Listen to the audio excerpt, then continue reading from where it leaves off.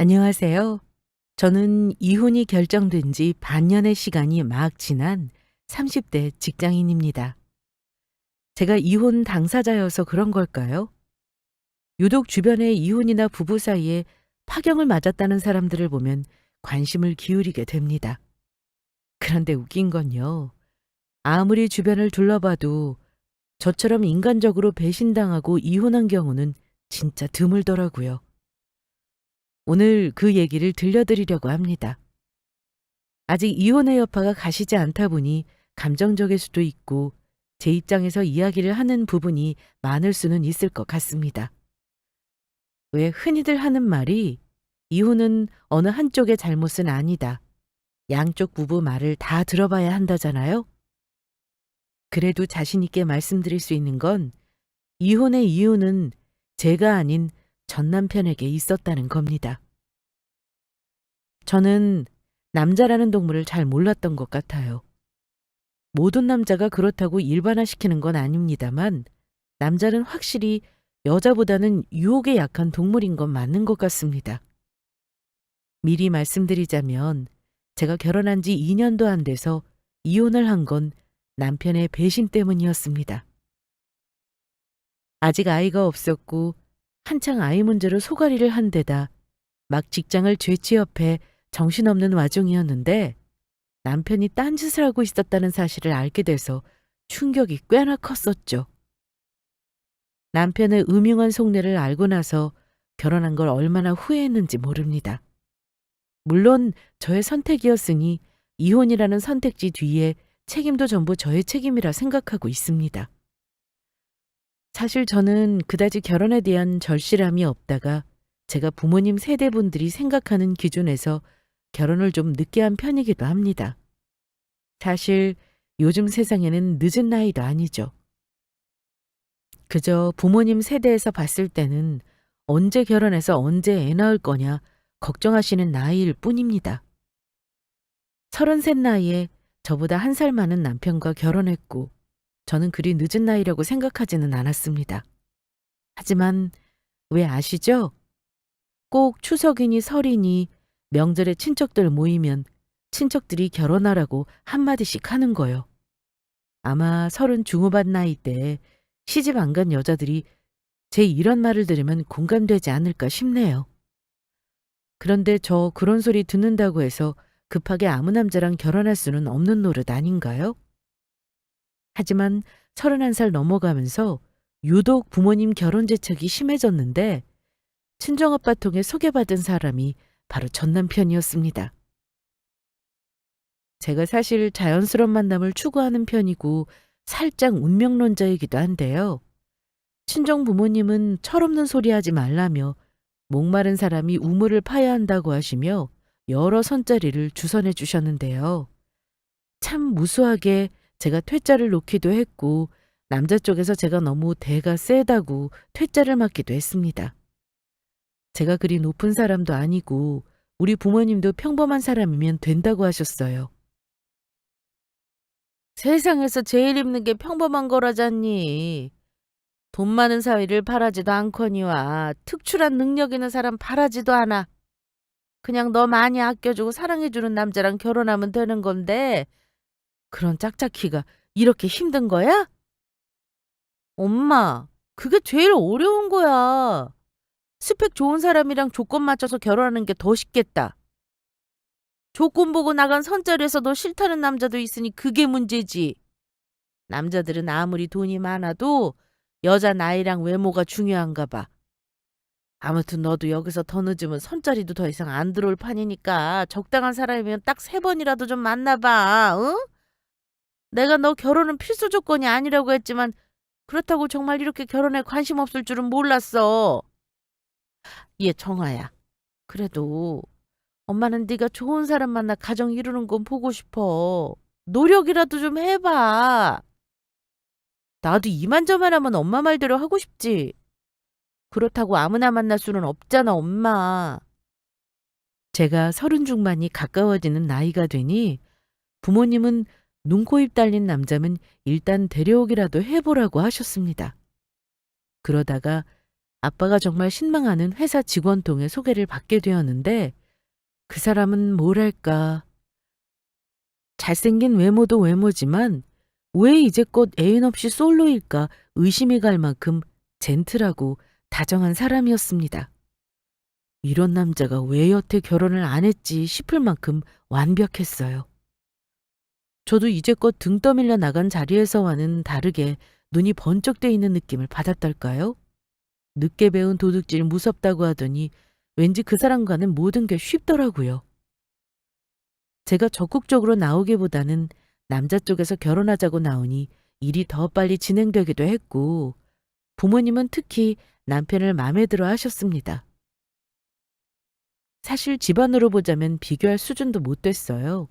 왜냐면 저는 아빠가 중소식품회사 대표님이세요. 저는 아빠 회사를 아직까지는 굳이 물려받겠다는 열정은 없습니다. 디자인 일을 오랫동안 한 탓에 제가 하고 싶은 일 하겠다고 선포한 지 오래고 부모님도 받아들이셨거든요. 남편은 아빠 회사에 재직 중인 직원이에요. 그래서 처음에는 사실 만나기가 꺼려졌던 게 사실입니다. 하지만 아빠가 주변 평판 보고 너랑 나이도 맞고 놓치기 싫은 사람이라며 한 번만 만나보고 결정을 하고 하도 성하셔서 나간 자리에서 눈이 맞아버린 겁니다. 남편은 그 당시 입사한 지 8년 차 직원이었고 꽤나 주변 평판이 좋았다고 해요. 사람 좋고 친절해서요. 어쨌든 저도 아빠가 저에게 아무 남자나 소개해 줄 일은 없었으니 믿고 만난 거고 생각보다 둘이 잘 맞아서 내심 놀랐습니다. 한 번도 소개팅 나간 자리에서 내 짝이다라는 느낌을 받은 적이 없었는데 어쨌든 상대방도 나를 좋다고 하니 신나게 연애를 했죠. 남편은 우리 아빠 회사에서 일하면서 포부가 아주 큰 사람이었어요. 아직은 중소기업 정도 회사지만 자기가 회사 발전에 기여하고 싶다는 말도 종종 했습니다. 결혼 전 남편은 당연히 제가 자기 회사 대표 딸인 걸 알고 있었고 저에게 의외라는 말을 한 적이 있어요. 나 같으면 우리 부모님이 사업하시는 거 당연히 이어받아서 하려고 했을 텐데 너는 어떻게 전혀 다른 일을 하는 거야?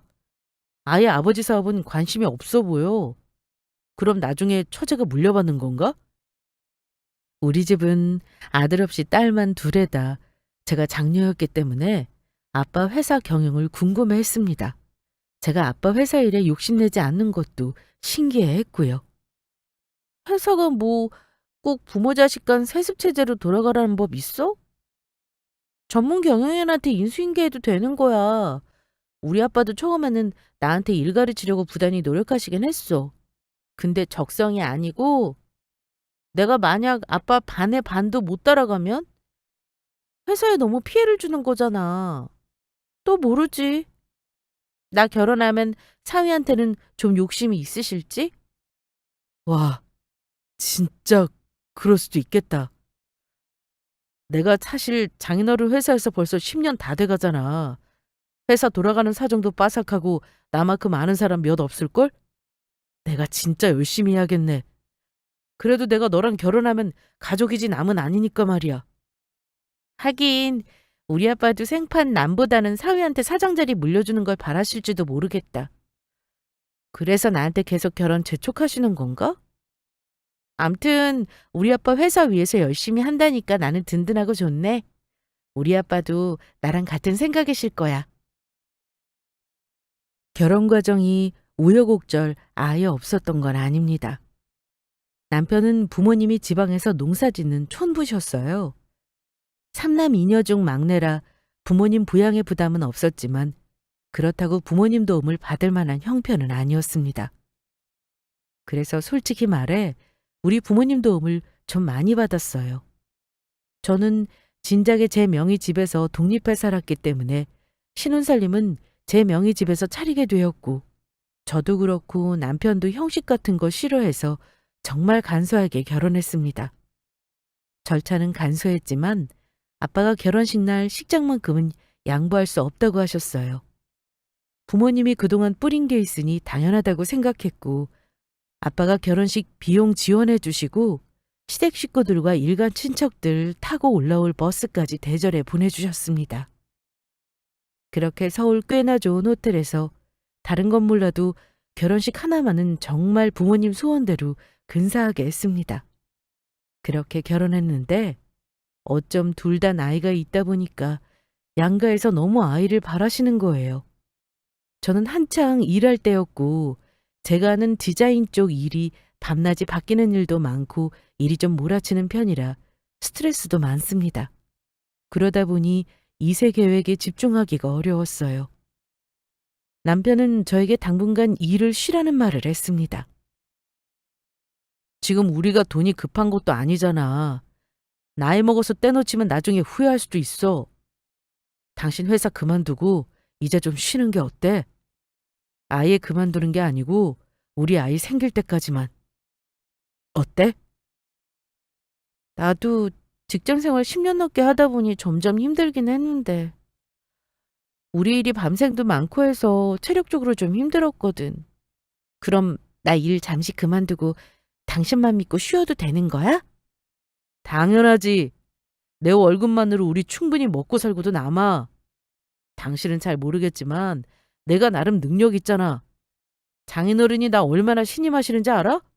나를 완전 아들로 생각하신다니까. 장인이랑 사위인 줄 모르는 사람들이 보면 진짜 부자지간으로 오해할 정도야. 어쨌든 내가 그만큼 열심히 할 테니 당신은 그동안 못 쉬고 열심히 일했으니 푹 쉬면서 아이 가질 준비해. 저도 남편이 직장 쉬라고 하는 말이 내심 반갑더라고요. 왜 그렇잖아요. 직장에는 매달 월급날 금융치료 받을 때 빼고는 매번 보이지 않는 사직서를 품 안에 넣고 다니는 거요. 결혼했으니 남편에게 기댄다기보다는 잠시 휴식의 시간을 가지고 싶었습니다. 또 아이도 빨리 가지고 싶었어요. 그도 그럴 것이 결혼해서 우리 부부는 아이를 빨리 가지려고 노력했습니다. 하지만 반년의 시간이 흐르도록 아이는 생기지 않았고 마음은 점점 급해졌던 게 사실입니다. 안 그래도 내가 30대 중반을 향해 가는 나이고 체력까지 없으니 아이가 잘 안 들어서나 보다 했는데 남편이 마침 직장을 잠시 쉬라고 먼저 말해주니까 솔직히 너무 고마웠죠. 사실 남편 눈치 볼 필요는 없는 상황이었지만 그래도 하던 일을 그만둔다는 건 굉장히 용기가 필요한 일이었거든요. 친정 부모님들은 제가 일을 잠시 내려두고 아이 갖는 노력에 집중하고 집안 살림 하겠다고 하니 마음 편하다고 좋아하셨습니다. 특히 아빠는 사위를 결혼 전보다 정말 많이 믿으시는지 결혼하고 나서 근무 부서도 바꿔주셨고 누가 보면 정말 가족 경영을 준비하는 듯 보이기까지 했습니다. 저야 아빠 회사에서 일을 안 하니까 돌아가는 분위기는 모르지만 남편에게 전해 듣기로는 회사에서는 아빠와 남편이 장인 사위 지간인 걸 대부분 알지만 다들 대놓고 말을 하거나 티를 내지는 않는다고 해요. 아마 남편도 조심스러울 테고요. 원래 회사에서 가족이랑 같이 일하는 게 되게 불편한 거야. 내가 잘못하면 장인어른 얼굴에 먹칠하는 일이잖아. 그래서 진짜 열심히 하려고 노력한다니까. 혹시 내가 장인 믿고 건방지게 나댄다는 소리 할까봐 말도 아낀다니까. 진짜 실력으로 보여줘야 다들 찍소리 못할 테니까 나도 장인 등이 없고 잘 나간다는 말 안 듣게 열심히 하는 거야. 아빠도 당신 있어서 든든하다고 하시더라. 당신은 아직 불편하다고 하지만 아빠는 되게 좋으신가 봐. 얼마나 아빠가 당신을 아끼면 당신이랑 우리 아빠가 사실은 부자지간이었다고 소문났겠어? 뭐 부자지간? 그런 소문이 있대? 그걸 당신이 어떻게 알아? 아빠가 그러시던데? 원래부터 아들인 거 숨기고 입사시켜서 차근차근 영업일부터 시켜서 두각 나타내게 한 거라나? 결혼식 와서 본 사람들은 당신이 사위인 거 당연히 알겠지만 그냥 소문이라는 게 원래 그렇잖아. 자기 눈으로 안 본 사람들은 이 말 저 말 해가면서 부풀리는 거. 아빠는 그냥 내버려둔대. 아들은 아니지만 어찌 보면 가족이니 별로 기분 나쁜 소문도 아니라나? 장인어른 말이 맞지. 아무튼 장인어른한테 나는 거의 오른팔 역할이 되어가고 있으니까 당신은 그냥 나만 믿으면 돼. 장인어른이 앞으로 회사 더 하셔봐야 몇 년이겠어. 그때까지 계속 건강하시라는 보장도 없잖아. 아마 장인어른한테 나는 든든한 보험일걸? 남편은 그때부터 아예 우리 아빠 회사를 물려받고 싶다는 속내를 슬쩍 드러내기도 했습니다. 하지만 사실 남편이 잘하기도 참 잘했어요. 회사 일도 그렇지만 우리 부모님에게도 너무 잘했습니다. 시부모님은 지방이라 제가 자주 뵐 수는 없었는데 매달 우리가 드리는 생활비가 하루 이틀 늦게 입금되는 날을 제외하면 저에게 바라는 건 많이 없으셨어요. 도움도 안 주셨으니 어찌 보면 당연한 일이죠. 오히려 결혼할 때 우리 친정집이 생각보다 너무 잘 산다는 사실을 알고 나서 며느리 눈치를 보셨습니다. 남편 형제들은 다들 뿔뿔이 흩어져 살아서 명절 때 아니면 거의 얼굴 볼 일이 없다고 하더라고요. 그런 이유에서인지 몰라도 당연히 남편은 자기 본거보다는 우리 부모님을 잘 챙겼고 저는 그게 또 너무 고맙더라고요.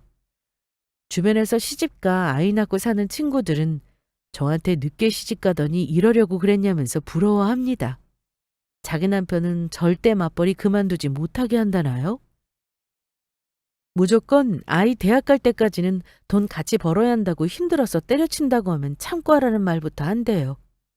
그런데 아이 가지라고 일 그만두라고 하니 얼마나 고마운 일이라며 하나같이 입을 모아 부럽다고 하더군요. 이게 그렇게나 부러워할 일인가 싶었지만 어쨌든 저도 간만에 회사를 쉬는 것이니 그 시간을 잘 활용해 건강도 챙기고 몸 만들어서 아이를 가지고 싶었습니다. 그래도 경제적으로 힘들지 않다는 건 감사한 일이더군요. 하지만 결혼해서 2년이 다 되어가도록 아이는 생기지 않았습니다. 결국 의학의 도움이 필요한가 싶었는데 이상하게 남편은 제가 난임병원을 같이 가달라는 말에는 협조적이지 않았어요. 바쁘다는 핑계로 차일피일 미루다가 결국은 흐지부지 되더니 저는 살짝 자포자기 상태가 되었습니다. 아이가 생기면 좋겠지만 안아주면 어쩔 수 없다. 인력으로 되는 일이 아니라는 생각이 드니 마음이 편해지더라고요. 양가 부모님은 걱정이 이만저만 아니셨지만 부부 사이가 나쁘지만 않으면 언제든 생길 거라며 나중에는 손주 보고 싶다고 우리 부부를 재촉하는 일은 없었습니다. 아마 우리 속이 더 상할 거라 생각하신 거겠죠. 아마 우리 친정 부모님도 속으로는 많이 속상하셨으리라 짐작하고 있습니다. 어쨌든 남편은 결혼해서 어쩐지 더 바빠지긴 했습니다. 중요한 직책으로 옮기고 나서는 더 그랬어요. 아빠는 이제 슬슬 회사 실무에서 물러나고 싶어 하셨기 때문에 아빠에게 대표이자 직책을 주는 파격적인 인사도 하셨습니다. 물론 직책일 뿐 실질적인 회사 사장은 아빠였지만 아빠도 우리 남편을 많이 믿으셨기 때문에 아마 회사에서 가장 중요한 직책을 맡으신 거겠죠. 시간을 두고 지켜보려고 하셨던 것 같습니다. 그러니 남편은 1년 전부터는 정말 대내외적으로 바빠질 수밖에요. 그쯤 되니 집에 있는 게 점점 지겨워진 저는 슬슬 일을 할까도 고민했습니다. 어차피 아이가 바로 생기지 않는 거면 굳이 집에서 놀 필요가 있나 싶었고요. 그렇게 결혼 생활이 1년이 넘어가고 2년이 다 되어갈 때쯤 저는 남편에게서 묘하게 다른 분위기를 느꼈습니다. 연애도 짧게 했던 우리 부부에게는 권태라는 것이 없을 줄만 알았습니다. 아무리 바빠도 남편은 언제나 주말이면 데이트를 하자고 했고 저와 함께 맛집도 다니곤 했었어요. 그런데 점차 회사 일과 출장을 핑계로 저와 함께 시간을 보내는 일이 줄어들었습니다. 남편의 말투도 변함없이 똑같이 다정하지만 어딘가 예전 같지 않다는 느낌을 받았습니다. 뭐가 변했다는 건지 콕 집어 말할 수는 없었어요. 아마 그런 태도를 두고 결혼 전과 후가 다르다고 해야 하는 걸까요? 아무튼 확실히 결혼 후 남편은 바빠지기도 했고 저에게 소홀하다는 느낌을 받았습니다. 여보, 우리 요즘 서로 너무 소원하지 않아? 예전에는 아무리 바빠도 주말에는 출장이니 뭐니 안 가더니 왜 요즘에는 주말도 이렇게 바쁜 거야? 알잖아. 장인어른이랑 골프 약속도 있고 거래처 사람들 만날 때 내가 모셔야 하는 거, 내가 딴짓하는 거 아니고 회사에 도움되는 일 하느라 이렇게 주말까지 반납하는 거야. 당신이 당연히 이해해줘야지. 요즘 한창 바쁠 때라서 그래. 대충 마무리되면 우리도 오래간만에 여행 다녀오자. 제가 서운해하니까 남편은 회사 일 핑계를 대면서 미안하다고 저를 달랬지만 저는 이해가 안 가긴 했습니다. 회사 일을 집에서까지 끌고 들어오는 사람이 뭐 얼마나 많겠습니까? 남편 말로는 회사 일이라고는 하지만 그래 보이지 않다는 것도 문제였습니다. 가령 집에서 거의 핸드폰을 손에 들고 놓지 않는다든가, 제가 뭘 물어보면 건성으로 듣고 정신이 딴 데 팔려 있는다든가 하더라고요. 하지만 남편이 외박을 한다거나 회식이 잦다거나 하지는 않았습니다. 귀가가 늦는 편도 아니었고요. 오히려 바쁘게 사는 남편에게는 왠지 모를 생기가 느껴질 정도였습니다. 저는 아빠에게 인정받고 자기 회사처럼 일하는 남편이 내심 보기 좋았고 변화를 느끼면서도 크게 신경 쓰지 않았어요. 그즈음 저도 재취업 준비를 하고 있었기 때문입니다.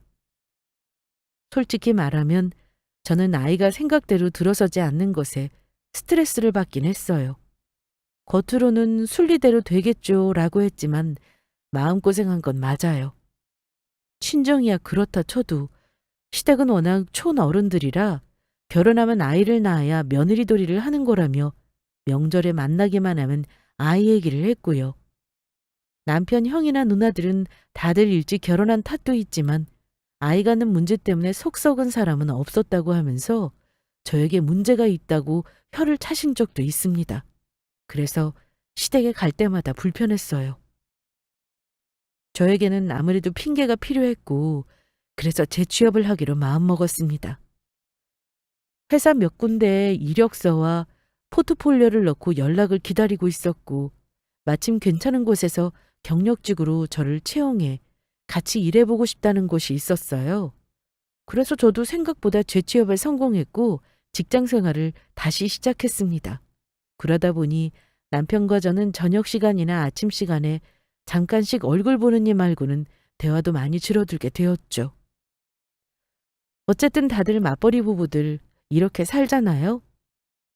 남편과 딱히 사이가 나쁘지도 않았고 순리대로 산다고 생각했습니다. 그리고 저는 남편이 저에게 소홀해졌다고 해도 설마 하니 다른 짓을 한다고는 상상도 해보지 않았습니다. 저는 그만큼 남편을 굳게 믿고 있었어요. 작은 일로 의심을 시작하면 부부 사이가 짧은 시간에 틀어지기도 하는 걸 주변에서 꽤나 보기도 했고 무엇보다도 의심을 하고 싶지 않았습니다. 하지만 결국 부부 사이의 소홀함은 원인이 있다는 사실을 깨닫게 되었습니다. 저는 제가 이렇게나 둔하고 눈치 없는 사람인 줄을 몰랐어요. 여자에게는 촉이라는 게 있어서 남편이 딴짓을 하면 대번에 안다는데 그건 저에게는 해당 안 되는 말인가 봅니다. 남들에게 들어보면 남자가 딴짓을 하면 어떻게든 티가 난다고 하잖아요. 여자가 촉이 발동해 배우자 외도를 다 알아챈다는데 저는 전혀 몰랐으니 둔한 게 맞는 듯 합니다. 그게 아니라면 남편이 정말 철저하게 나쁜 놈이던가요. 저는 남편 외도를 먼저 알아채지 못했습니다. 어느 날 저에게 모르는 번호로 전화가 한 통 걸려왔는데요. 처음에는 이정아 씨 맞죠? 하는 여자 목소리를 듣고 처음에는 스팸 전화인 줄 알고 끊으려 했습니다. 그런데 이 여자가 다급하게 김정우 씨 와이프 맞잖아요. 제가 할 말이 있는데 전화로는 그렇고 만나서 말씀드리고 싶은데요. 저는 낯선 여자의 목소리에 왠지 모를 불길함을 느꼈습니다. 누군지는 밝혀야 만나든지 말든지 하죠. 내 번호는 어찌 알고 전화했고 댁은 누군데 내 이름도 알고 우리 남편도 아는 건데요? 그러자 낯선 그 여자는 자신을 남편과 같은 회사에 다니는 직원이라고 소개하더군요. 내 번호를 어찌 알았냐 되물으니 남편 폰에서 내 번호를 찾아 연락했다고 합니다. 충격받았죠. 남편 폰에서 저의 연락처를 찾아 전화했다는 것 자체가 이미 남편과 뭔가 있다는 게 분명하니까요. 그때부터 저는 손도 떨리고 목소리도 떨리기 시작했습니다. 그럼 지금 혹시 나한테 전화한 거 우리 남편도 알고 있어요? 아니요. 지금은 모르지만 곧 알게 되겠죠. 제가 왜 굳이 연락했는지는 만나서 얘기하죠. 그때까지는 말 안 하는 게 좋을 텐데요. 충격을 받은 저는 남편이 이 사실을 알고 있는지 물었는데요. 아직 모르지만 곧 알게 될 것이라고 했습니다. 저는 그 마음 상태로는 그날 밤 잠을 도저히 잘 수 없을 것 같았습니다. 그래서 회사에 반짝까지 내고 그 여자에게 당장 연락 온 그날 만나자고 으름장을 놨어요. 자기도 문제를 빨리 해결하고 싶다며 만나자고 하더군요. 저는 아빠 회사 근처로 당장 택시를 잡아 달려갔습니다. 손이 떨려서 도저히 운전을 할 수 없는 상태였어요. 거의 정신줄을 놓고 그 낯선 여자와 만나기로 한 장소에 도착했습니다. 안으로 들어갔더니 저는 그 많은 사람 중에서 저에게 딱 시선을 쫓는 여자를 보고 알겠더라고요. 저에게 전화한 여자라는 걸요. 혹시 아까 나한테 우리 남편 일로 할 말 있다던 분 맞나요? 꽤나 단정하고 얌전한 인상에 한 27이나 되었을까요? 딱 봐도 사회 초년생인 듯한 여자더라고요. 네, 맞아요. 오빠는 도저히 먼저 말할 생각이 없어 보여서요. 답답해서 내가 찾아왔네요. 제가 지금 상황이 좀 급하거든요. 상황이 급하다니 뭐가 급하다는 거죠? 저 돌려서 말 안 할게요. 댁의 남편이랑 아니, 오빠랑 저 사랑하는 사이예요. 벌써 만난 지 1년이 넘었고요. 가정이 있다는 사실 다 알고 정리하려고 했지만 도저히 못 헤어지겠더라고요. 그래서 오늘 단판 지으려고요. 오빠랑 헤어져 주시죠. 이혼해 주셔야겠어요. 요즘 젊은 아이들은 저렇게나 천지분간을 못하고 뻔뻔한가 봅니다. 누가 보면 마치 자기 남편을 도로 찾아가는 듯한 행태더라고요. 그리고 놀랍게도 자신과 남편이 서로 사랑하는 사이라고 직설적으로 말했습니다. 바람 피운 당사자가 본처에게 헤어져 달라는 이 상황이 정상은 아니잖아요? 이보세요. 누가 누구더러 이혼을 하라 말아야. 당신 지금 무슨 말 하는지 알고는 있어요? 남편이랑 바람 피워놓고 지금 뭐가 그렇게 당당해요? 그랬더니 눈 하나 깜짝 안 하고 이러는 겁니다. 그리고는 저에게 초음파 사진 한 장을 내밀더라고요. 바로 태아의 초음파 사진이었습니다. 네, 저 당당해요. 사랑해서 만났고 그 결실이 생겼는데 제가 당당하지 않을 이유가 없죠. 그래서 이혼해달라는 거고요. 저 오빠 아이 임신했거든요. 제가 마음고생했던 부분을 건드리니 그 순간 와르르 마음이 무너지더라고요. 간신히 정신줄을 부여잡고 제가 물었죠. 너 그 사람 유부남인 거 알고 만났어? 아까 내 남편 회사 다닌다며? 너 우리 그이 유부남인 거 모르는 사람 없을 텐데 알고 만난 거지? 네. 근데 손뼉도 마주쳐야 소리 나는 거 아시죠? 저 신입사원으로 입사할 때 면접 때부터 저한테 반했다고 한 사람이 그쪽 남편이에요. 당연히 알고 만났고 회사 대표라는 것도 알아요. 오빠가 저한테 약속한 게 있어요. 오빠가 나중에 내 뱃속 아이한테 무조건 물려주겠다고 했거든요. 제가 그런 귀한 애를 가졌으니까 이만 본처 자리에서 꺼져 주셔야겠어요. 뭐? 아이? 우리 그이랑 둘이 만난 것도 모자라서 아이를 가졌다고? 그러자 너무나 당당한 표정으로 저에게 이러더군요. 내 입으로 2번 말해야 이혼해 줄 건가요? 오빠가 알아서 하겠다고 하는데 대체 내가 언제까지 기다려야 하냐고요? 나 애 낳고 이 아이 호적에도 못 올리면 내가 가만히 있을 것 같아요? 어차피 그쪽은 애도 못 낳는다면서요. 그럼 우리 오빠 회사 대물림 해줄 애도 못 낳는 건데 오빠 옆에 있을 이유가 있나요? 내가 이렇게 나서야 해결될 것 같아서 찾아온 거니까 빠른 시일 내에 결정하고 연락 줘요. 취업했다고 들었는데 본인 먹고 살 밥벌이는 해서 다행이네요. 뭐? 나 원참. 이 바퀴벌레 같은 것들이 지금 뭐라는 거야? 뭐가 어째? 회사를 물려받아? 내 남편이 그러대? 그 회사 자기가 물려받을 거라고? 남편이 무슨 허풍을 떨어가며 저리 어린 여자아이를 꼬셨는지 눈에 딱 보이더라고요. 젠틀하고 다정한 사람인 줄 알았는데 다 계산된 행동이었다는 생각이 드니 한순간에 정이 떨어졌습니다. 게다가 남편은 아마 상간녀 임신이라는 예상 못한 변수에 머리를 싸매고 고민 중이듯 싶더군요. 마음 같아서는 당장 남편 놈을 불러 삼자대면하고 뒤집어 엎고 싶었습니다만 그렇게 쉽게 정리하게 놔두기보다는 한번 제대로 한 방 먹여야겠다 싶었습니다. 당장 머리채를 쥐어뜯고 싶은 마음을 간신히 참아가며 제가 그랬어요. 그래, 좋아. 남편 놈 바람 피운 것도 모자라 임신까지 시켰다는데 나도 그걸 참아줄 정도로 보살은 아니야. 본처 자리 내놓으라고? 회사 물려받을 아이라고 했니? 좋아. 근데 너도 알겠지만 네가 나한테 상의도 없이 와서 모든 사실 까발린 거 알면 내 남편은 너한테 잘했다고 할까? 미처 그것까지는 생각 못한 얼굴이길래 제가 조용히 말했습니다. 며칠만 기다려. 내가 너랑 그 뱃속의 아이, 내 남편까지 내가 한 번에 확실하게 정리해 줄 테니까. 그때까지는 조용히 입 다물고 있는 게 좋을 거야. 아마 자기가 이겼다고 생각했는지 승리자의 표정을 짓더라고요. 자기가 내 자리를 차지하고 사모님 될 생각에 들떠 보이는 표정이 너무나 빤히 눈에 보였습니다. 자기 표정 관리 하나 못할 정도의 사람이라면 아마 내가 몰라서 그렇지 회사 안에서는 소문이 파다하겠구나 싶었습니다.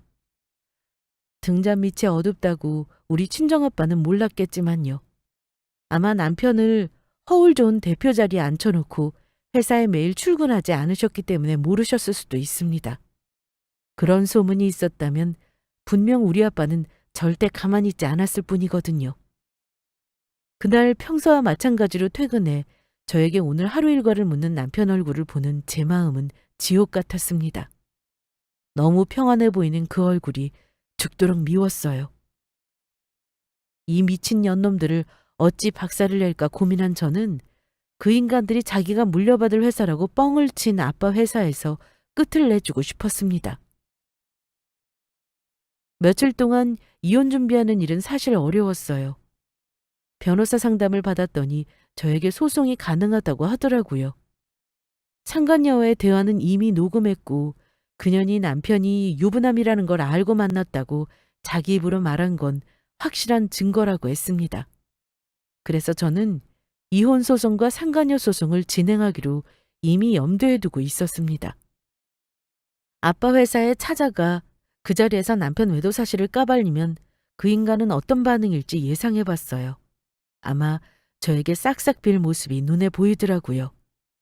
설령 그 인간이 저에게 용서를 빈다 해도 용서하고 싶은 마음은 없었습니다. 참아주고 싶은 마음은 더더욱 없었고요. 이제부터 어떻게 복수해 줄까 제 머릿속은 오로지 그 생각뿐이었습니다. 남편이 저지른 만행을 먼저 친정 부모님께 알릴 생각이었지만 그랬다가는 당장에 아빠가 사위에 아작낼 듯 싶어 저의 복수를 위해 참았습니다. 그리고 며칠 후 저는 아빠에게 잠시 시간을 내달라고 했어요. 말씀드리면서도 아빠에게 너무 죄송하더라고요. 그만큼이나 믿었던 사위에게 충격을 받으실 테니까요. 회사에 도착해 아빠에게만큼은 그간의 일을 말씀드렸습니다. 아빠는 당연히 눈이 벌개지도록 노발대발하셨고 당장 남편 놈을 박살내겠다고 했지만 그건 제가 할 몫이라고 말씀드렸습니다. 겨우 아빠가 진정되고 나서 저에게 하고 싶은 대로 다 하라고 아빠가 이혼 소송도 도와주고 그놈 제대로 응징해 주겠다길래 알겠다고 하고 남편을 바로 사장실로 불렀습니다. 저는 남편 회사, 아니 아빠 회사에 한 번도 온 적이 없었기 때문에 남편은 깜짝 놀라더라고요. 사장실로 들어서는 표정이 뭔가 반가워하는 척하면서도 불안해 보였습니다. 여보. 당신 연락도 없이 웬일이야? 회사에다 찾아오고. 혹시 무슨 일 있어? 오래간만에 장인어른이랑 셋이 식사나 할까? 남편은 아빠의 굳은 표정에 불안해하며 저딴 말을 날렸지만 저는 돌려 말하지 않고 바로 선방을 날렸습니다. 식사 좋아하네. 나 좋은 일로 온 거 아니거든? 한 사람 더 올 거니까 입 닥치고 앉아. 남편은 서슬퍼런 제 기세에 눌려 바로 자리에 앉았습니다. 그때 사장실 문을 빼꼼히 열고 여자가 들어오더군요. 바로 상간녀였습니다. 제가 남편을 부르고 나서 바로 상간녀도 사장실로 불렀어요. 이 회사를 물려받을 귀하신 몸이라니까 진실을 똑바로 알려주고 싶었습니다. 야, 너도 이리 와서 앉아. 아빠, 저 직원이 바로 그 직원이에요. 제가 상간녀를 가리키자 아빠는 작년에 갓 입사한 신입사원이라며 기가 막혀 하더라고요. 어쩐지 그동안 남편 놈이 그 여직원 칭찬을 많이 하고 좋은 부서로 끌어가려고 했다면서요. 상간녀를 본 남편의 반응은 짐작이 가시죠? 안절부절 못하는 정도가 아니라 바닥에 엎드리려고 하더군요. 아마 전혀 예상 못한 상황이었을 테니까요. 제가 상간녀의 존재를 알고 있었다는 사실을 전혀 짐작도 못했던 것 같았습니다. 여보, 장인어른, 제가 일단 설명할 테니 저 직원을 여기서 내보내시죠. 여기에 있을 만한 사람이 아닌데요. 저는 남편의 말을 바로 막았습니다. 오늘 이 자리에 가장 있어야 하는 사람이니까 닥치고 있어. 그리고 역시나 남편과 마찬가지로 돌아가는 상황이 뭔가 이상하다고 느낀 상간녀가 입을 달싹거리며 말했습니다. 장인어른이라니요? 오빠가 회사 대표인데 왜 오빠 회사가 장인까지 와 있는 거야? 저 여자가 설마 장인어른 불러서 이혼 말리는 건가? 끝까지 사태 파악을 못하는 듯해서 저는 바로 상간녀에게 말해줬습니다. 근데 어쩌니? 네가 뭘 잘못 알아도 아주 단단히 잘못 알고 있는데 이 회사 저 인간이 대표라고 알고 있겠지만 사실은 법인 등기부에서는 저 인간 이름 두 글자도 안 올라가 있는 바지 사장이거든? 이 회사? 저 인간 회사가 아니라 내 친정아빠가 평생 일구어신 회사야. 알겠니? 너는 그 회사에 입사해서 월급 받아먹는 일개 사원이고 나는 이 회사 대표 딸이야. 돌아가는 상황 제대로 파악해봐. 저는 이렇게 말하며 상간녀에게 미리 준비해온 회사 법인 등기부와 상간녀 소장을 날렸습니다. 뭐라고요? 이 회사가 그쪽 아빠 회사라고요? 그럴 리가 없어요. 똑바로 확인해. 여기 계신 분이 내 아빠고 회사 오너니까. 그리고 소장 똑바로 보고 나한테 줄 위자료 준비해라. 서류를 받아든 상간녀는 사색이 되더라고요. 그리고는 털썩 자리에 주저앉았습니다. 남편을 원망스러운 얼굴로 쳐다보더니 남편 놈은 상간녀가 들고 있는 서류를 확 낚아채더니 손까지 덜덜 떨었습니다. 저 인간이 너 같은 어린 년을 뭐라고 꼬셨는지 안 봐도 뻔하다. 아마 회사가 자기 거라고 나중에 네 걸로 만들어주겠다고 허영심 자극했겠지. 넌 그걸 믿고 임신까지 했겠지만 저 인간이 과연 아이 가졌다고 기뻐했을까? 아마 속으로는 제대로 꼬였다고 생각했을걸? 제가 이렇게 말하며 남편 놈을 노려보니 그 인간 뭐라 말도 못하고 울상이 되더라고요. 아마 이제는 망했다 싶었겠죠. 당신은 아마 가볍게 놀다 버릴 생각이었는지 몰라도 저 여자는 진짜던데? 당신이 이 회사 사장이라고 아주 철석까지 믿고 있더라? 너랑 나 사이에 죽어라 애가 안 생기더니 이제 보니 그게 하늘의 뜻이었나 봐. 너 같은 인간하고는 애도 낳지 말라는 조상님 도움이네. 이 나쁜 놈아. 둘 다 회사 못 다니게 될 거란 건 예상하고 이직거리 했을 거라고 믿어. 아빠가 너희 둘 다 오늘부로 해고라고 했으니까 둘이 한번 잘 살아봐. 물론 당신이란 건 당연히 이혼이야. 당장 내 집에서 짐 빼줘. 시간은 딱 하루 줄게. 그때 남편 놈은 뻔뻔한 얼굴로 두 손을 비벼가며 용서를 빌었습니다. 여보, 이혼이라니! 이혼이라니! 시골에 계신 우리 부모님 쓰러져. 그러지 말고 나 한 번만 용서해줘. 어? 내가 정리할게. 나 이혼했다고 사람들에게 오르내리는 거 싫어. 그리고 너도 지금까지 나랑 결혼 생활 좋았잖아. 안 그래? 그리고 당신이 몰라서 그러는데 나 걔랑 노는 게 좋았던 거지. 당신이랑 헤어지고 걔랑 결혼하고 싶은 거 절대 아니야. 내가 미쳤어? 저는 남편의 말에 화가 더 치솟았습니다. 내가 이런 쓰레기를 못 알아보고 내 집에 들였구나 싶더라고요. 이런 남자를 용서할 필요는 없겠다는 건 분명했습니다. 그때 남편은 하는 말을 듣던 옆에 있던 상간녀가 남편은 머리를 갑자기 쥐어뜯더라고요. 뭐? 야, 이 나쁜 인간아! 여자를 임신시켜놓고 책임진다고 해놓고 결국 네 본처한테 빌어? 이 회사는 뭐야? 네 거라며! 네가 우리 아기한테 물려준다며! 다 뻥이었냐? 내가 가만히 있을 줄 알아? 너 혼인빙자 사기죄로 감빵 보낼 거야! 남편 놈은 머리털이 뜯기며 비명을 지르고 그 자리는 완전 아수라장이 되어버렸습니다. 아빠는 그 난리 속에서 딱 한마디 하시고는 사무실을 나가버리셨어요. 둘 다 내 회사에 내일부터 나오지 마! 해고야! 내 딸을 속이고 감히 내 회사에서 이런 무리를 일으켜? 자네는 은혜를 원수로 갚는 사람이구만. 내 딸하고 이혼하게! 그리고 다시는 이 근처에 얼씬도 하지 마! 나한테 얻어터지고 싶지 않으면 조용히 전현 데리고 나가! 남편 놈은 자기 내연녀를 데리고 어쩔 수 없이 사장실을 나가더라고요.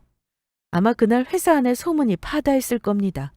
하루아침에 두 직원이 해고를 당했는데 그 사유가 불륜이었으니까요. 후에 아빠에게 들은 얘기인데 다른 동종업계로 가기도 힘들 거라고 했습니다.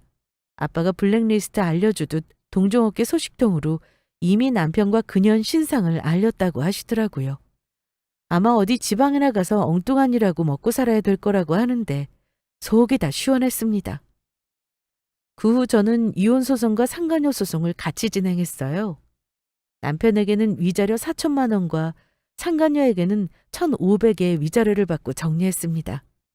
막장인 것 치고는 이혼은 꽤나 심플했습니다.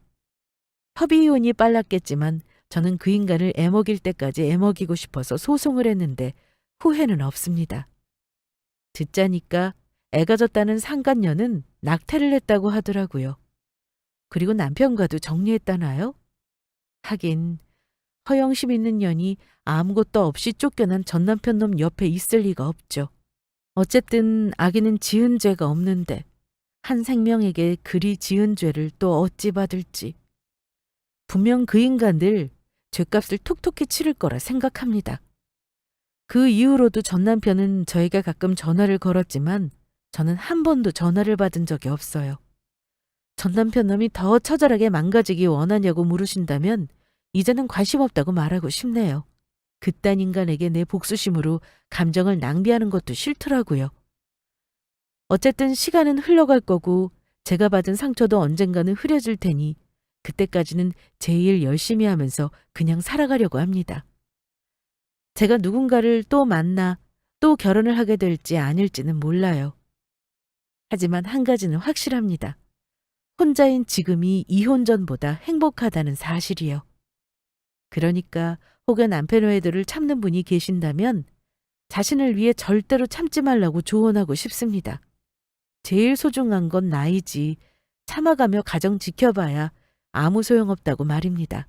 꼭 나를 위해서 사셨으면 좋겠어요. 유쾌하지 않은 저의 이혼 사연을 들어주신 모든 분들에게 감사의 말씀을 드리면서 저는 이만 물러가겠습니다. 감사합니다. 썰TV 구독자 여러분, 안녕하세요. 저는 서울 서대문에서 음식점을 운영하는 30대 중후반 여성입니다. 저는 한때 동서가 될 뻔한 사람의 이야기를 들려드리고자 사연 보냈어요. 저희 도련님은 의사에 성품이 매우 훌륭한 사람입니다. 그런데 하필이면 그 여자를 만나 결혼을 생각하게 되었죠. 물론 도련님은 그 여자의 진짜 얼굴을 몰랐겠죠. 그래서 제가 낱낱이 까발려줬습니다. 글쎄, 제가 운영하는 음식점에 손님으로 방문했는데 그때 아주 심하게 진상짓을 하고 갔어요. 그래서 기억하고 있었는데 상견례 날 딱 만나게 되었습니다. 지금도 도련님이 그런 여자와 결혼할 뻔했다는 게 참 소름 돋습니다. 그나마 결혼 전에 제가 알게 돼서 천만다행이다 싶어요. 저는 이곳 썰TV에서 그 여자의 두 얼굴을 고발하고자 합니다. 그럼 제 이야기 시작할게요. 저희 부모님은 제가 어릴 적부터 한정식집을 운영하셨습니다. 저희 엄마 손맛이 참 좋으시거든요. 나중에는 제가 부모님의 음식점을 이어받아 운영하게 됐어요. 저 역시 엄마처럼 요리하는 걸 좋아했고 엄마의 손맛을 고스란히 이어받아 우리 집안의 고유한 맛을 만들어내고자 노력했습니다. 제가 가게를 맡고 나서 리모델링은 물론이고 젊은 사람들도 알 수 있게 홍보를 많이 했어요. 그렇다 보니 나름대로 SNS에서 분위기 좋고 맛도 좋은 곳으로 유명세를 타기 시작했습니다. 워낙 엄마가 개발한 음식들이 맛있었기 때문에 음식은 자신 있었어요. 홍보만 잘하면 다양한 연령대의 고객을 확보할 수 있을 거라 생각했죠. 그렇게 날로 입소문을 타면서 손님들이 많아졌고 음식점은 날로 성장해 갔습니다. 그러던 중 지금의 남편을 만나 결혼했고 행복한 가정을 꾸리게 되었어요. 남편에게는 남동생이 하나 있었는데 성격이 무척이나 좋습니다. 그래서 제게 형수님 형수님 하면서 넉살 좋게 행동했고 저도 그런 도련님이 좋아서 잘 챙겨주곤 했어요. 그렇게 정붙이면서 지내다 보니까 나중에 도련님에게 시집오는 아가씨는 참 봉잡았네 라는 생각이 들었습니다. 도련님은 정말 보면 볼수록 진국인 사람이었거든요. 제가 자랑하고 싶어서 괜한 말 부풀리는 게 아니고 도련님은 정말 1등 신랑감 그 자체였습니다. 머리도 좋고 인물도 그만하면 나쁘지 않고 성격은 두말하면 입 아플 정도로 착한 사람이었어요. 거기다 직업은 의사였고요. 그러니 제 주변에 있는 친구들도 하나같이 도련님을 넘보곤 했습니다. 야, 네 시동생 아직 만나는 사람 없지? 병원 생활로 바빠서 여자 만날 시간이 없다고 했던가? 뭐 거의 그렇지. 병원에서 살다시피 하니까 여자 만날 시간이 어디 있겠어. 그래도 선짜리 많이 들어올 거 아니야. 그렇게는 한데 갑자기 그건 왜 물어봐? 너 혹시 우리 도련님한테 관심 있니? 아님 뭐 마침 나도 혼자고 네 시동생도 그렇다고 하니까 만나봐도 나쁘지 않겠다 싶어서 물어본 거지.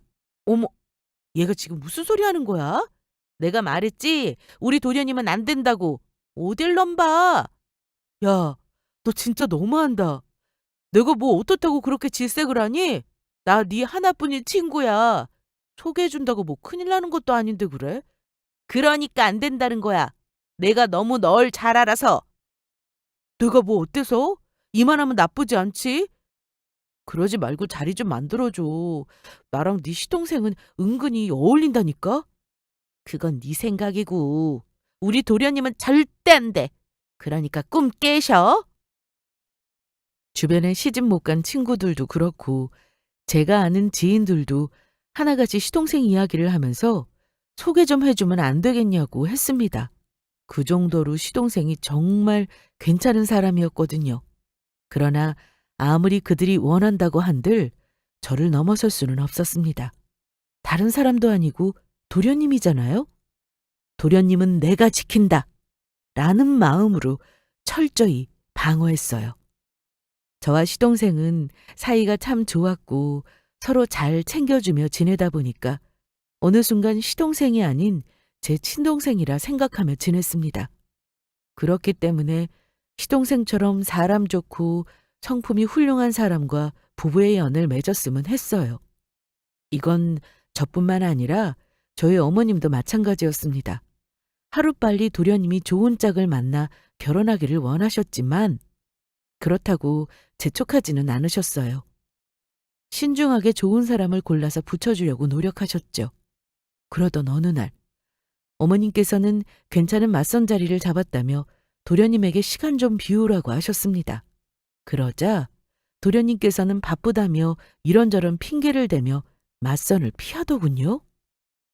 하루는 어머님께서 답답하셨는지 계속 일만 하다가 혼자 늙을 거냐고 한 소리 하셨어요.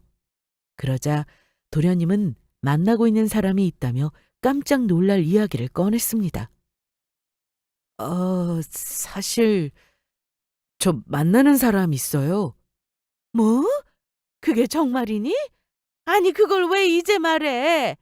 뭐 하는 아가씨야? 도련님이 누군가를 만나고 있다는 말은 우리 가족에게 꽤 큰 충격이었습니다. 연애보다 이를 중요시 생각하는 탓에 제대로 된 연애를 해본 적이 없다고 해야 할까요? 인기가 많아서 주변에 먼저 호감을 표시하는 여자들도 많았지만 일이 우선이었던 도련님은 거들떠보지도 않았습니다. 그래서 이러다가 결혼도 못하고 계속 나이만 먹는 거 아닌가 싶었는데 만나고 있는 사람이 있다고 하니까 좋으면서도 놀랍더군요. 글쎄 만난 지 벌써 1년이 다 되어간다고 했습니다. 가족들에게 말하려고 했는데 그동안 타이밍이 안 맞아서 말하지 못했대요. 또 뭐 하는 사람이냐, 얼른 집에 데려와라, 결혼은 언제 하냐 등등 부담 줄까봐 조심스러웠다고 했습니다. 도련님은 전문의 과정을 앞두고 있었기에 일에 더욱 집중할 때였거든요. 어쨌거나 도련님의 연애 소식에 시부모님은 마음을 한시름 놓으셨고 잘 만나보라며 응원해 주셨어요. 그리고 어머니는 도련님 옷을 챙겨줄 겸 병원에 방문해서 만나고 있는 아가씨와 간단하게 인사를 나누었다고 하셨습니다. 그 말에 냉큼 달려가서 어땠는지 여쭤봤어요. 어머니, 도련님이 만나고 있다는 아가씨 만나보셨다면서요? 뭐 하는 아가씨예요? 어디서 어떻게 만났대요? 그 아가씨 괜찮아요? 아유, 질문이 몇 개야. 그렇게 궁금하면 네가 직접 둘째한테 물어보지 그랬어.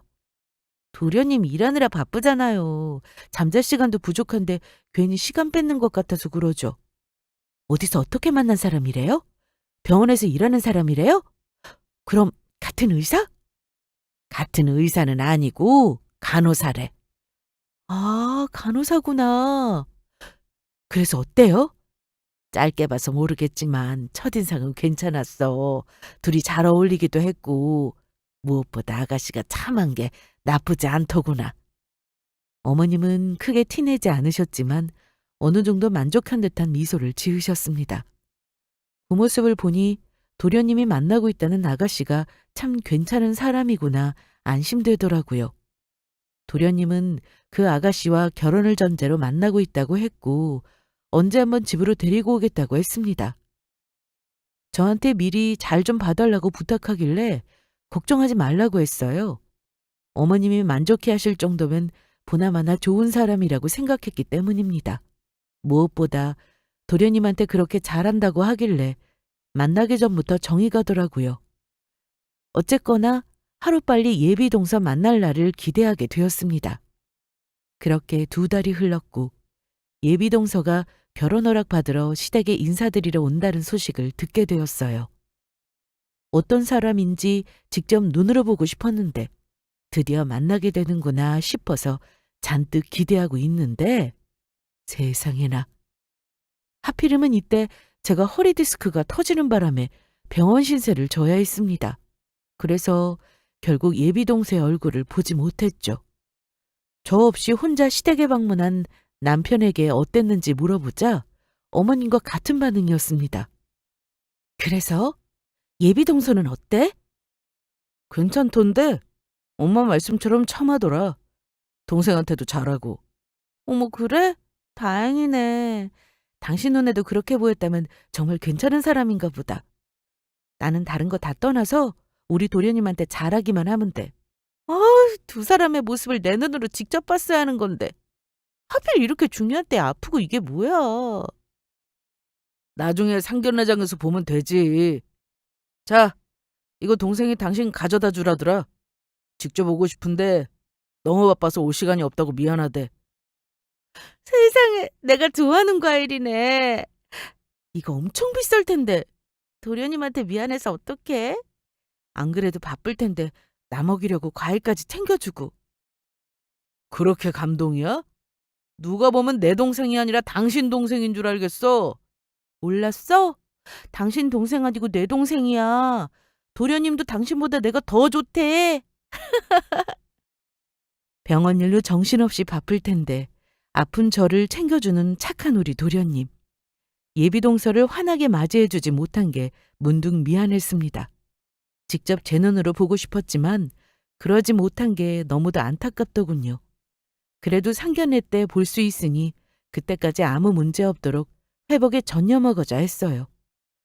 그렇게 저는 보름 조금 넘게 병원 신세를 진 뒤 다시 일상으로 복귀했습니다. 하루는 여느 날과 마찬가지로 음식점 카운터에서 일하고 있는데 갑자기 직원이 급히 달려와서 손님이 저를 찾는다고 했어요. 대충 이야기를 들어보니까 진상짓을 부리고 있다고 했습니다. 왜 가끔씩 사장 나오라면서 진상 부리는 사람들 있잖아요. 그냥 그런 사람들인가 싶어서 상대하려고 안쪽으로 걸어갔어요. 그러자 두 모녀와 직원이 실랑이를 하고 있는 게 보였습니다. 그래서 지금 내가 잘못됐다 이거예요? 진짜 말이 안 통하네. 당신이랑 더 이상 말 안 해. 됐고 사장 나오라 그래. 무슨 일이시죠? 제가 여기 사장입니다만. 당신이 여기 사장이야? 대체 직원 관리를 어떻게 하는 거예요? 음식 맛 좋고 분위기 좋다고 해서 기분 전환할 겸 왔더니 손님을 이딴 식으로 대접해? 사장이면 사장답게 직원 교육을 똑바로 시켜야죠.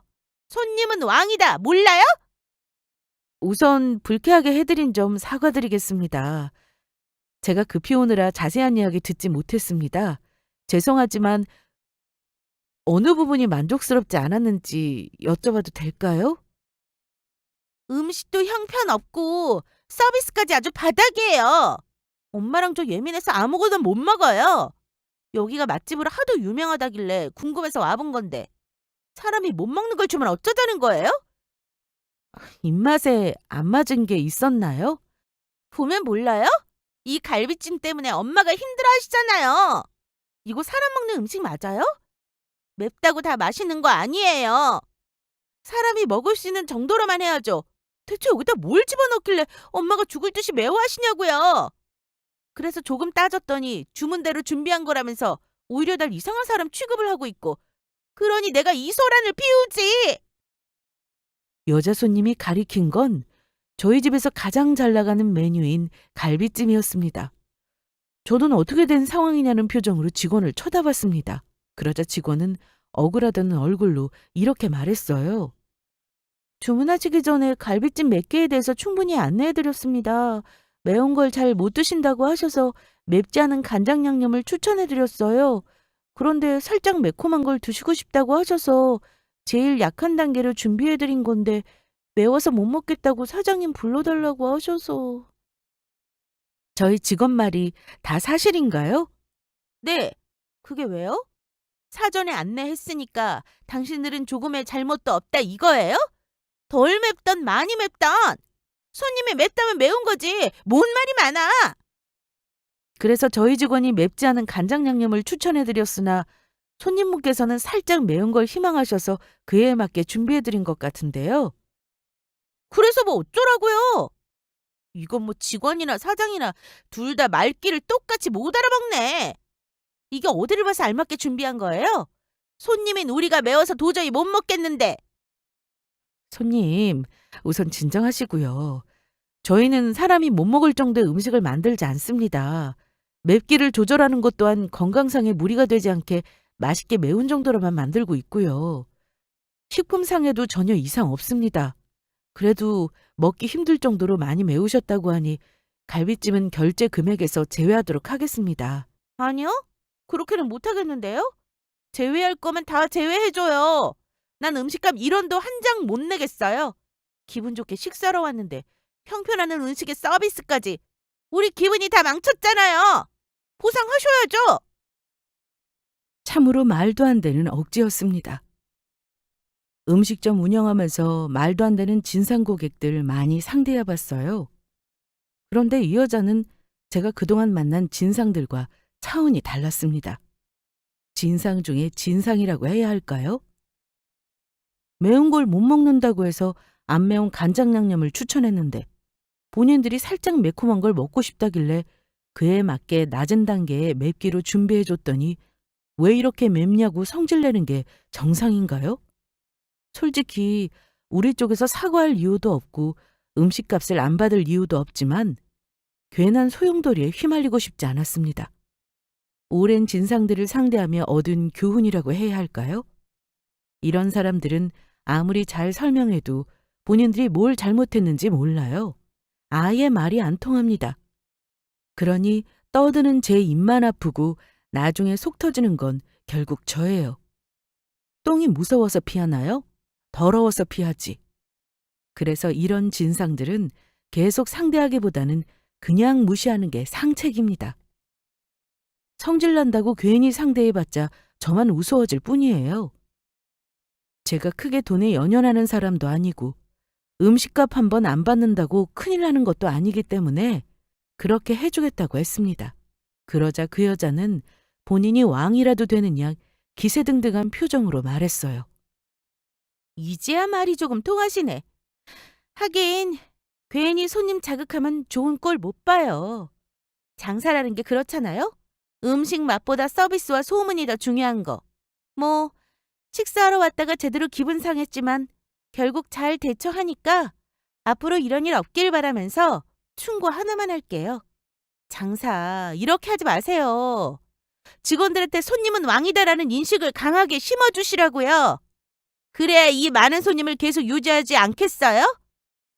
제가 작정하고 인터넷에 글 올리면 여기 문 닫는 거 한순간이라고요.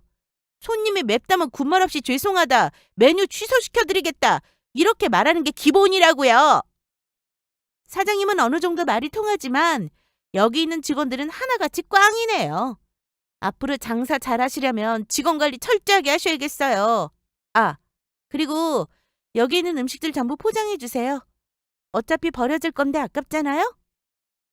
갈비찜 빼고는 나름대로 먹을만 하니까 포장해 갈게요. 그래도 되죠? 매워서 못 먹겠다고 이게 사람이 먹을 수 있는 음식이냐고 난리칠 때는 언제고 다 포장해달라고 요구했습니다. 그 모습에 정말 혀를 내두를 정도였어요. 생긴 거는 멀쩡하게 생겨서 왜 이러고 다니는지 그 정신세계를 이해할 수 없었습니다. 이런 사람과 더 있어봤자 나만 기빨리겠다 싶어서 얼른 내보내고 싶은 마음이었어요. 그래서 그렇게 하겠다고 하자 옆에 있던 그 여자의 엄마까지 한술 더 떠서 상추와 마늘 좀 넉넉히 포장해달라고 하더군요. 포장하는 김에 여기 있는 상추랑 마늘도 같이 포장해주고 넉넉히 먹게 많이 챙겨줘요. 그 정도는 서비스로 챙겨줄 수 있죠? 장사 잘하려면 한 명의 고객도 놓치면 안 돼요. 비록 음식이 매워서 우리가 기분이 조금 상했지만 서비스로 고객 관리하면 혹시 알아요? 우리가 노여움 풀고 나중에 다시 올지. 음식 장사 하시는 분이라면 아실 거예요. 채소값이 얼마나 비싼지. 물가가 장난 아닌데 이 와중에 본인들 돈 아끼려고 마늘이랑 상추를 넉넉히 챙겨달라고 하더라고요. 우리 집은 무한리필집이 아닙니다. 필요하면 부족하면 서비스를 더 드릴 수 있지만 그것도 적당한 선이 있죠. 이들은 그 적당이라는 개념을 모르는 것 같았어요. 와, 진짜 이런 진상은 처음이다. 다시는 보고 싶지 않더군요.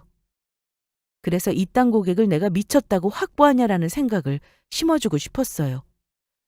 직원에게 넉넉히 챙겨달라고 말하고는 제가 직접 가게 입구에 포장된 음식을 전해드렸습니다.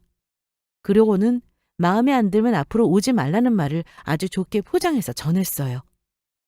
여기 포장 완료됐습니다. 요청하신 대로 상추랑 마늘 아주 넉넉히 챙겨드렸어요. 오늘 여러모로 불편 끼쳐드린 점 다시 한번 죄송합니다. 아무래도 저희 음식점은 손님분들과 맞지 않는 것 같으니 앞으로 저희 쪽은 이용하지 않는 게 좋으실 듯합니다. 저희가 손님분들을 열심히 모신다고 해도 입맛에 맞으실지 우려돼서요.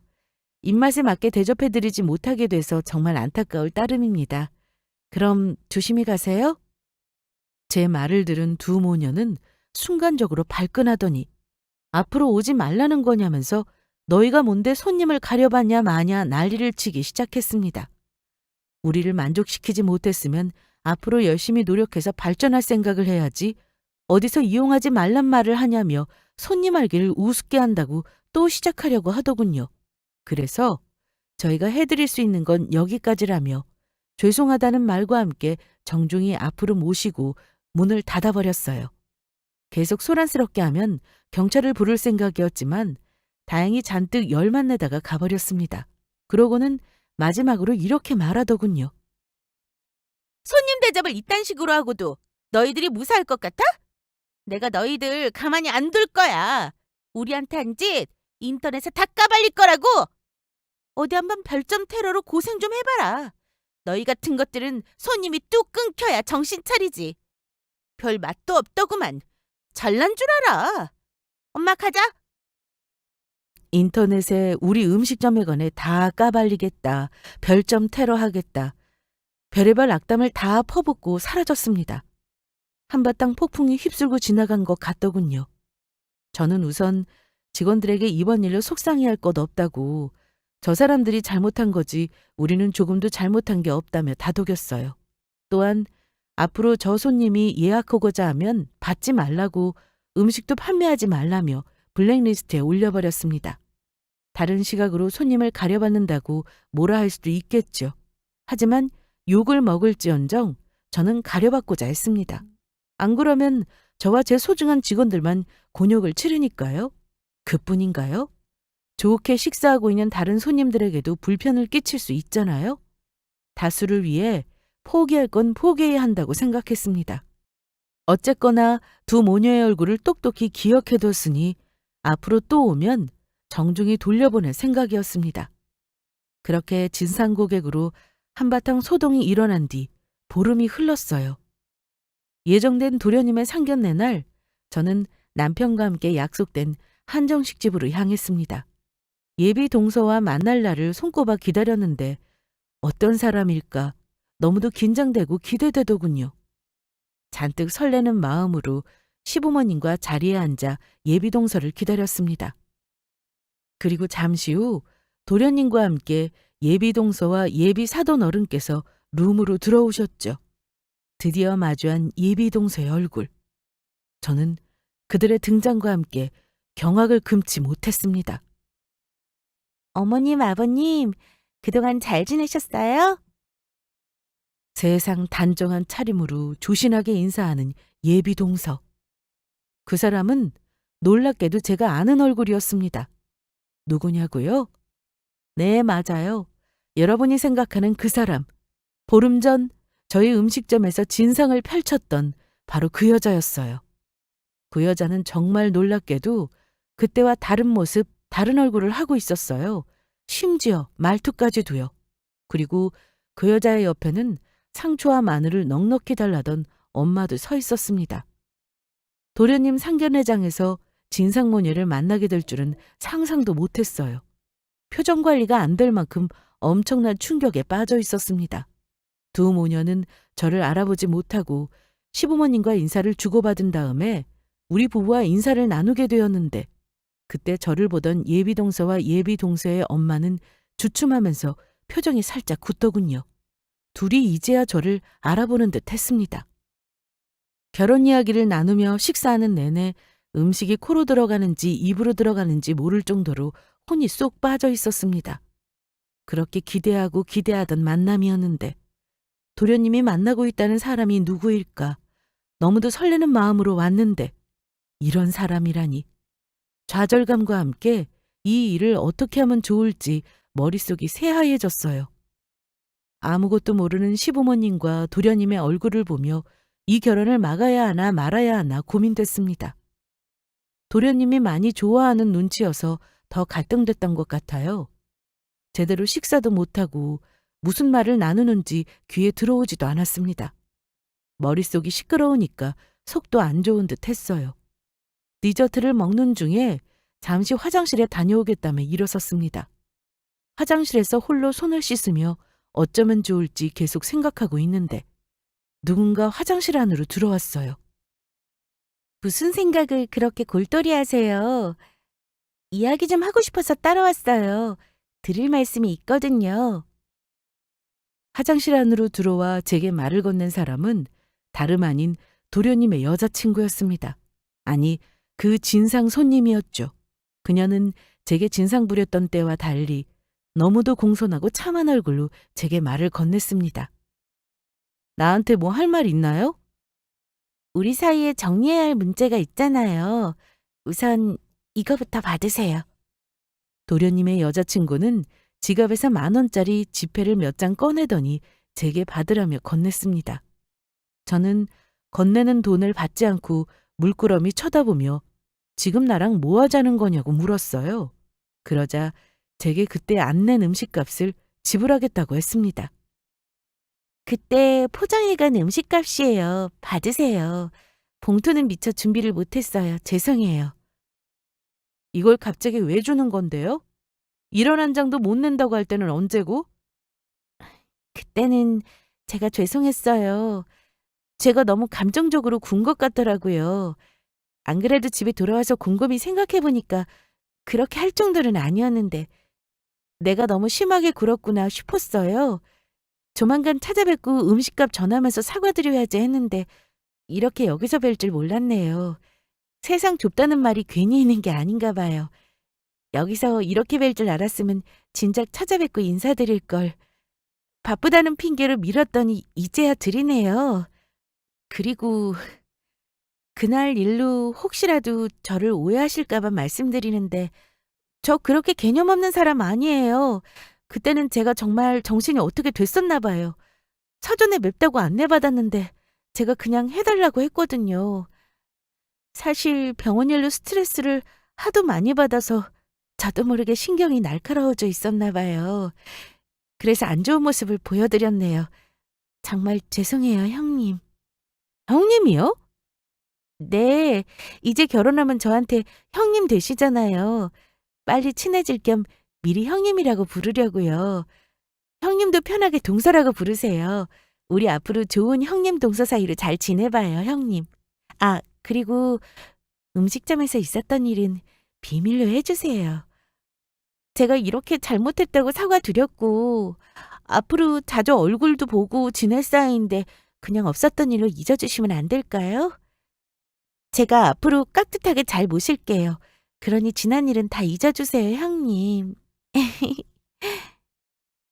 도련님의 여자친구는 낯짝이 참 두꺼운 사람이었습니다. 그렇게 표독스럽게 말할 때는 언제고 세상 순한 얼굴로 싱글벙글 웃으면서 말하는데 순간 소름이 쫙 돋더군요. 이렇게 겉과속이 다른 사람이 내 동서가 된다? 이런 사람이 도련님의 아내가 된다? 다가올 미래가 끔찍했습니다. 정신이 번쩍 들더군요. 그래서 시험해보고 싶었습니다. 어디까지 두 얼굴을 숨길 수 있는지 확인해보고 싶었어요. 그래서 몰래 핸드폰으로 음성 녹음 버튼을 누르고 도련님의 여자친구를 도발했습니다.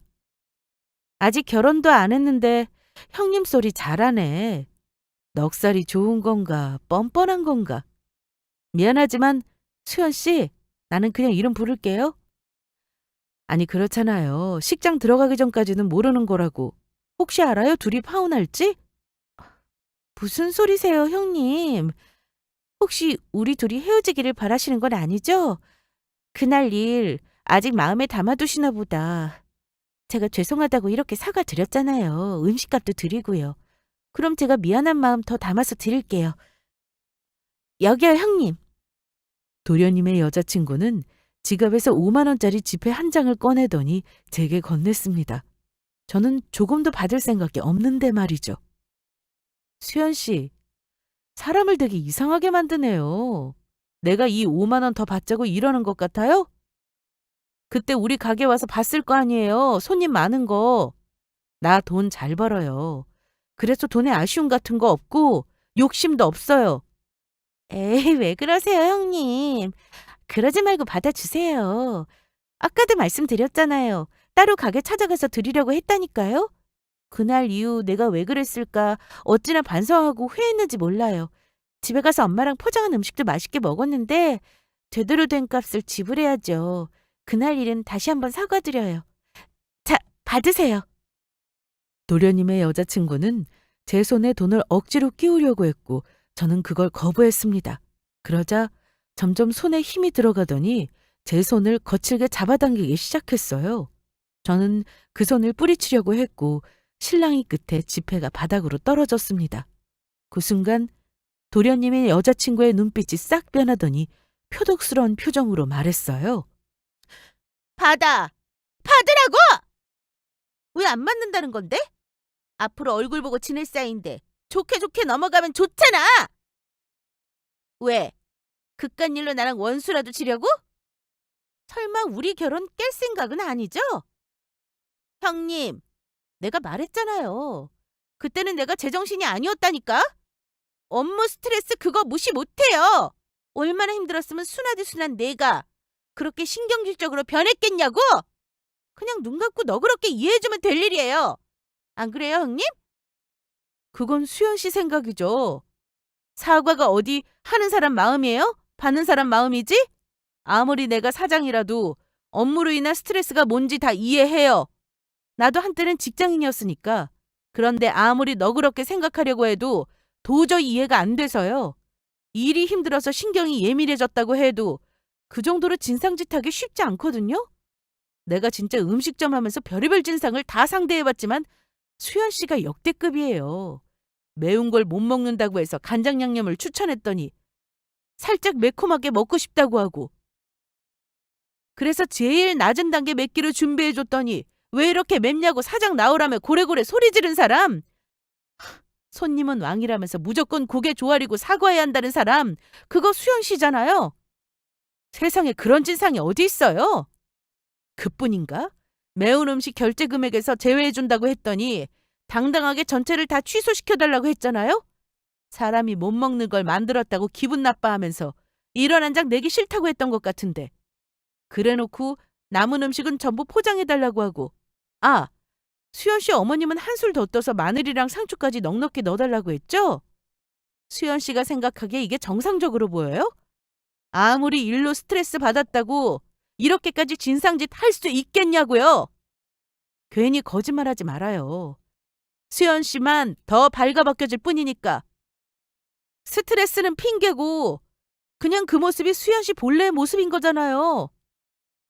기분이 태도가 되는 사람은 믿고 걸러야 한다던데?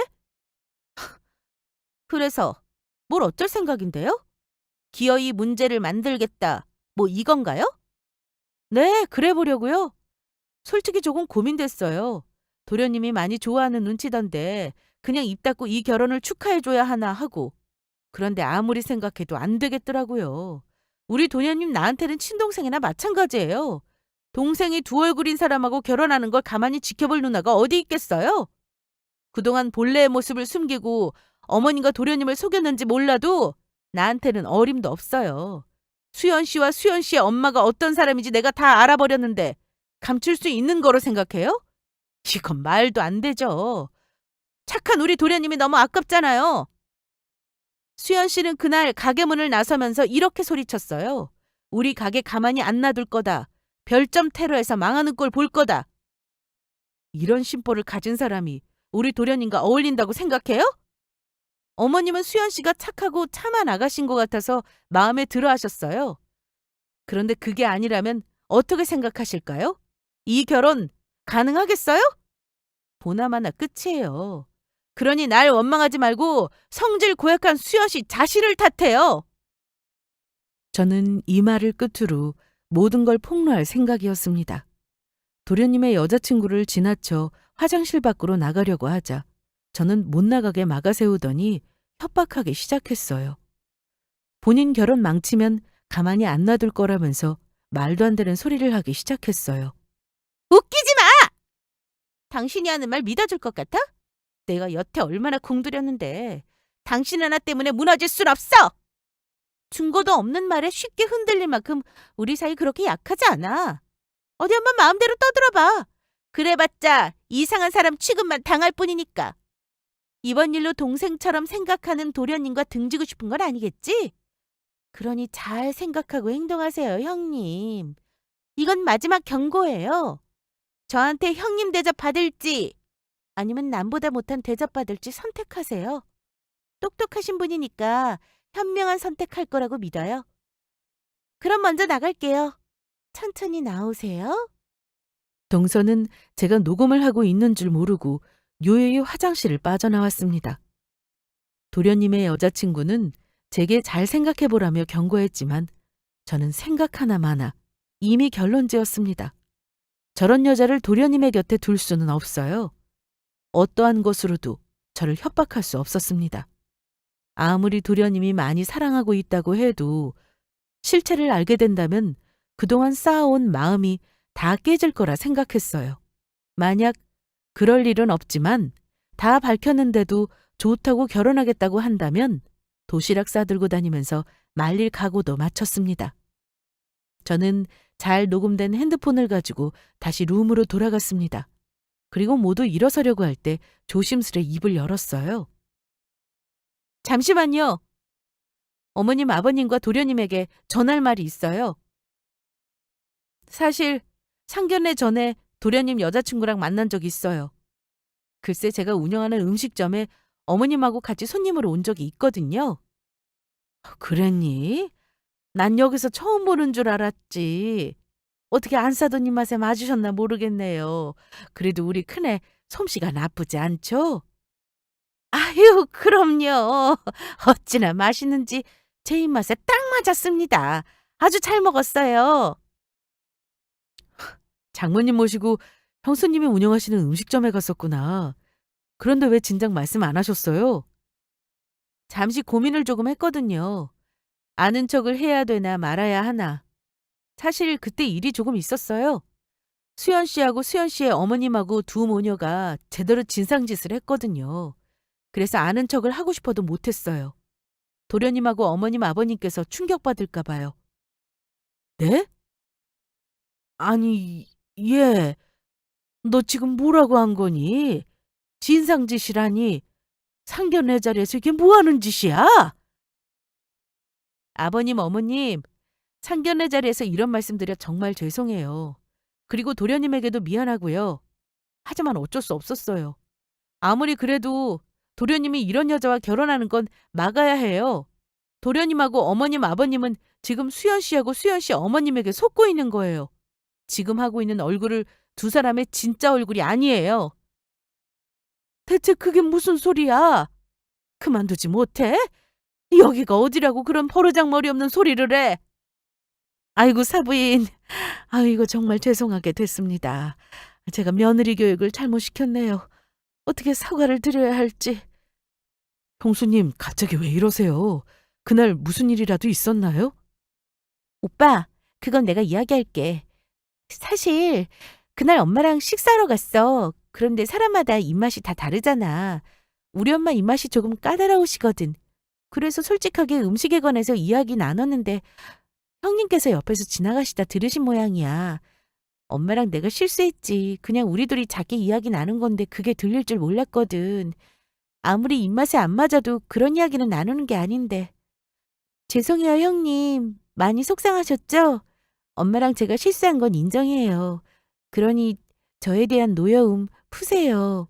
아까 화장실에서 계속 사과드렸는데 많이 서운하셨는지 안 받으시네. 서운한 마음 풀리시도록 제가 많이 노력할게요. 그래요. 나도 미안해요. 아유, 입이 방정이지. 우리가 괜한 소리를 내서 기분 많이 상했죠? 음식 장사란 게 손님 말에 좌지우지 되는 건데 우리가 거기까지 생각 못했어요. 내가 이렇게 사과할 테니 우리 애는 너무 미워하지 말아줘요. 이렇게 부탁할게요. 두 모녀는 순식간에 저를 치졸한 사람으로 만들었습니다. 그 말을 들은 시몬은 정말 그것 때문에 결혼을 반대한다고 하는 거냐면서 어디서 버릇없이 행동하냐고 왜 이렇게 속이 좁냐면서 저를 꾸짖으셨어요. 그리고 도련님은 아무 말 없이 제게 실망한 눈빛을 보냈습니다. 그러자 도련님의 여자친구는 저를 보며 비웃더군요. 속으로 얼마나 마치 거봐, 내 말이 맞지? 라는 표정이었습니다. 그래서 저는 조용히 핸드폰을 꺼내 녹음된 내용을 틀었어요. 사람들은 모두 집중해서 소리를 듣기 시작했고 도련님은 몰랐던 여자친구의 또 다른 목소리를 듣게 되었습니다. 두 모녀는 녹음을 들으며 표정이 점점 굳어지더니 나중에는 사색이 된 얼굴로 본인이 아니라면서 부정하더군요. 아, 아니야. 오빠, 저거 나 아니야. 어머니, 저 아니에요. 정말이에요. 누가 봐도 수연 씨 목소리인데? 그래 그럼 어디 이것까지 부정할 수 있나 보자. 저는 핸드폰으로 음식점에 전화를 걸었습니다. 그러고는 전화를 받은 직원에게 그날 두 모녀가 진상 부린 내용에 대해서 말해달라고 했죠. 결국 모든 것이 밝혀지고 말았습니다. 직원은 그날 CCTV에 담긴 영상까지 보내줬어요. 물론 소리는 나오지 않았지만 영상 속 행동만으로도 충분했습니다. 조신하던 모습은 온데간데 없이 난동을 피우던 모습이 고스란히 찍혔거든요. 그 모습을 본 시부모님은 더 이상 상대하고 싶지 않다는 듯 일어나서 집에 가자고 하셨고 결혼 이야기는 없던 걸로 하자고 하셨어요.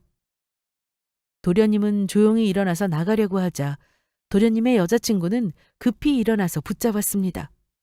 본인이 다 잘못했다면서 그날 제정신이 아니었다고 제발 한 번만 용서해달라고 빌었어요.